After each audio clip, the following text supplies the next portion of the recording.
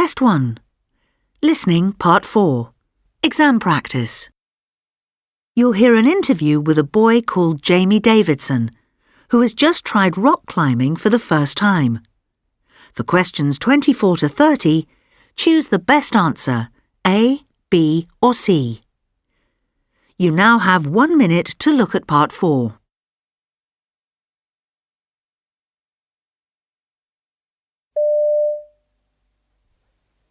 Today I'm with 15-year-old Jamie Davidson, who's just taken up rock climbing.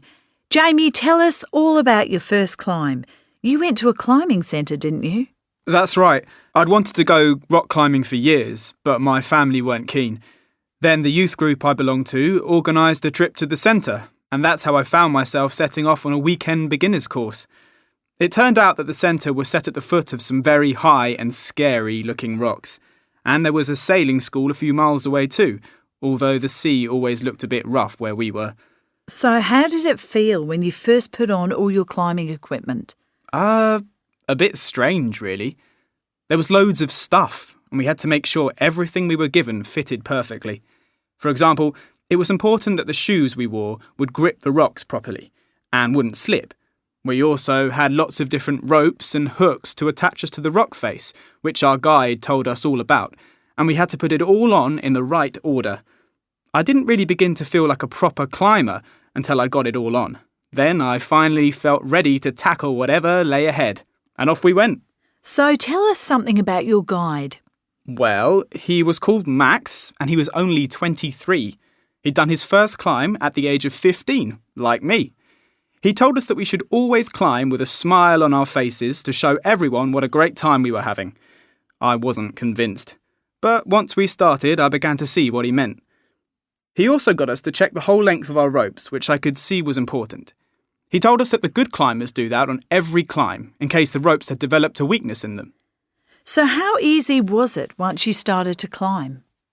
Well, Max led us up the rocks at quite a speed. He obviously didn't have any problem finding things to hold on to, but I certainly did, sadly, and I really just wished I could keep up with him. A few drops of rain had started falling too, although I didn't really notice. I was too busy struggling to hold on to the rocks, and the tips of my fingers were really hurting, but I was determined not to let any of that stop me. I was going to get to the top. And then Max told you to try letting go of the rock, didn't he? How did you feel? Oh, that was the hardest moment. He said he wanted to train us to trust our equipment so that we wouldn't feel scared, and I was fairly happy everything was secure. There was a moment, though, when I couldn't help wondering, when I saw the ropes tightening under my weight. But most of the people in my group were having a go without any problems, so that made me feel better. And eventually you and your group got to see the view from the top, didn't you? Yes, we did. It felt like a bit of a reward for the climb, as although you couldn't exactly see for miles because of the mist, there were loads of birds just flying around above our heads and over the treetops. The whole scene was just like I'd seen in the posters for the climbing centre, and it brought back memories of looking out right from the top of a castle we visited once on holiday. That was amazing too. So what did you do when you got to the top?